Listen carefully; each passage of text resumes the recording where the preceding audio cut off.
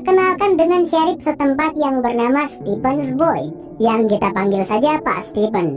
Terlihat Pak Stephen tengah membunyikan lonceng di sepanjang jalan sebagai tanda jika waktu akan menjelang malam.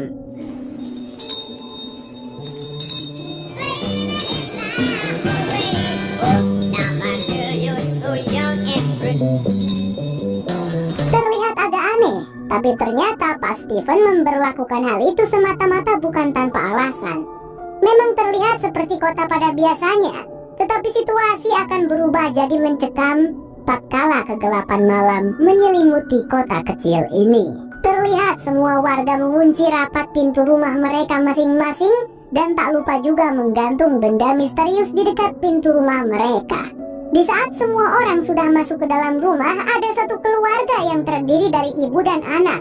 Si anak yang bernama Megan, si ibu yang bernama Lauren. Diketahui si ibu telah menunggu si ayah yang tak kunjung pulang. Padahal hari sudah menjelang malam. Dirasa si ayah tidak akan pulang malam ini, si ibu pun lantas menutup pintu dan mengunci rapat pintu tersebut. Dan ternyata si ayah yang bernama Frank tengah tepar di dalam sebuah bar. Di saat yang sama, terlihat anaknya yaitu Megan yang sedang bersiap-siap untuk tidur. Akan tetapi tiba-tiba ada yang mengetuk-ngetuk jendela kamarnya. Padahal kamarnya di lantai 2. Dan setelah dilihat, tiba-tiba terlihat sesosok nenek-nenek yang meminta untuk dibukakan jendelanya. Tapi untungnya Lauren si ibu sempat mendengar si anak, yang lantas ia masuk ke dalam kamarnya Megan. Namun sudah terlambat. Megan yang sudah terpengaruh itu pun lantas membuka jendelanya dan... Please, just No. like my grandma. She's not your grandma.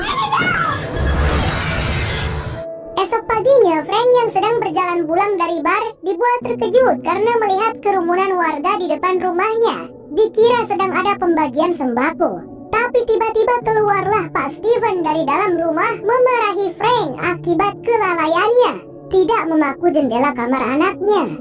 Setiba di kamar sang anak, Frank langsung berteriak histeris tatkala ia melihat istri dan putri kecilnya meninggal dalam keadaan yang mengenaskan. Penyesalan terlihat jelas pada wajah Frank. Pak Stephen pun menyuruh Pak Nielsen yang seorang pastor untuk membereskan jenazah mereka.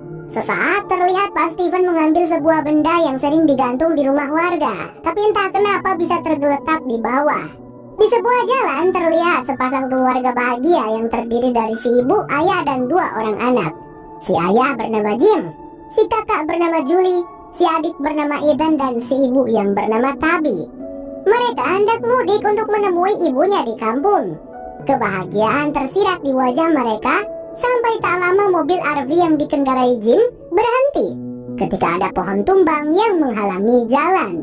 Jim memutuskan turun dari mobil untuk melihat keadaan sambil diikuti yang lainnya. Tapi tiba-tiba terlihat sekawanan gagak yang konon katanya akan membawa nasib sial. Namun Jim tak menghiraukan hal itu.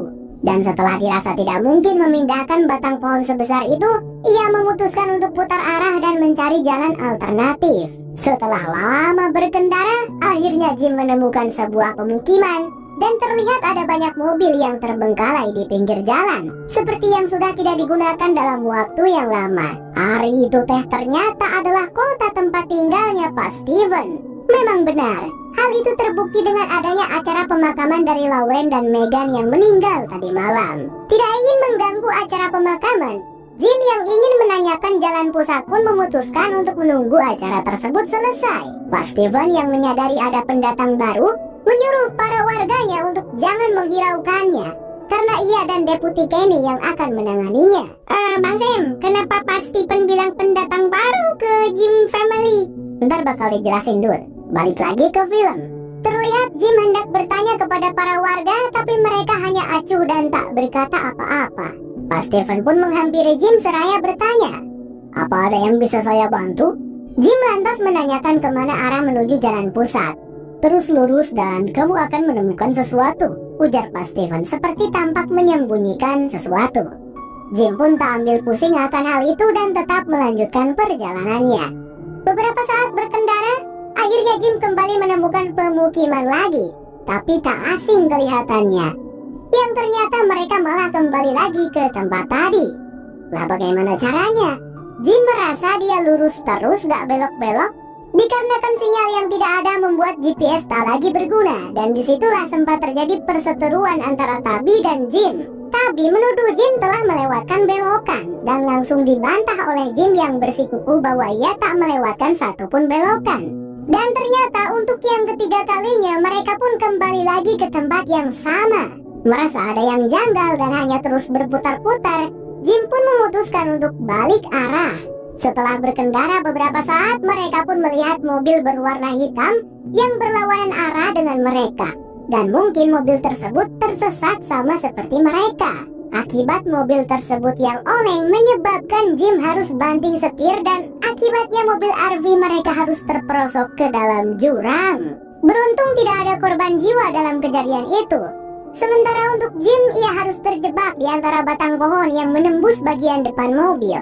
Tapi Tabi, ia harus tak sadarkan diri akibat benturan yang cukup keras. Sementara untuk Julie, ia hanya mengalami trauma akibat kejadian tersebut.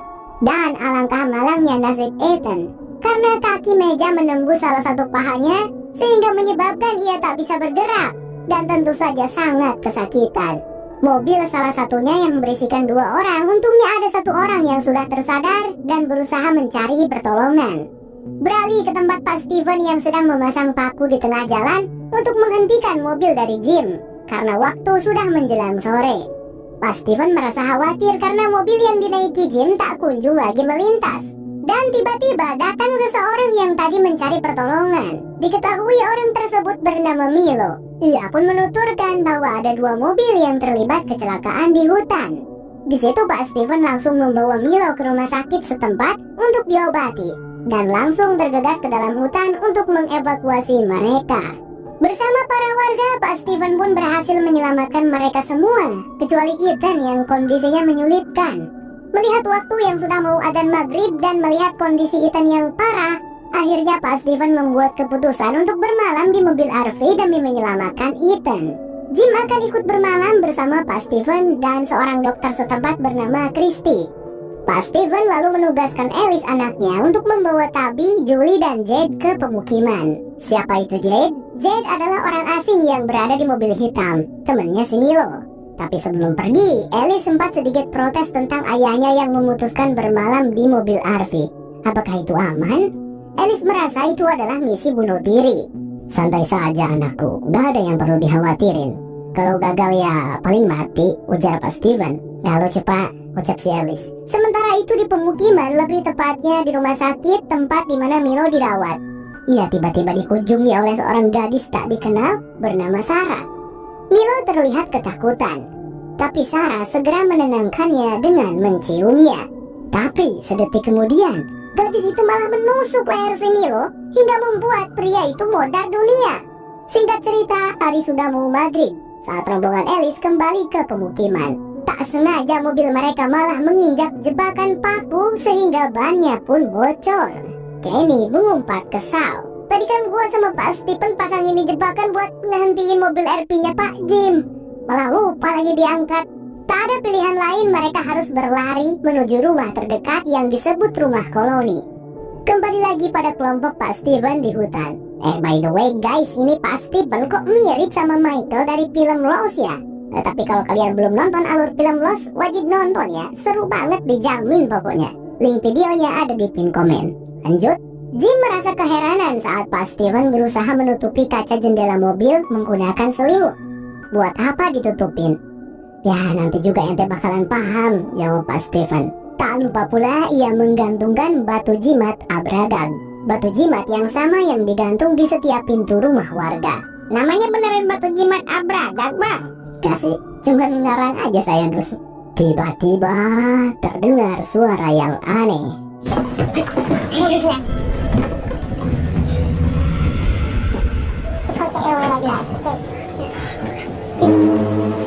Kecil, apaan tuh? Tanya Jim penasaran. Mereka telah datang, jawab Pak Steven.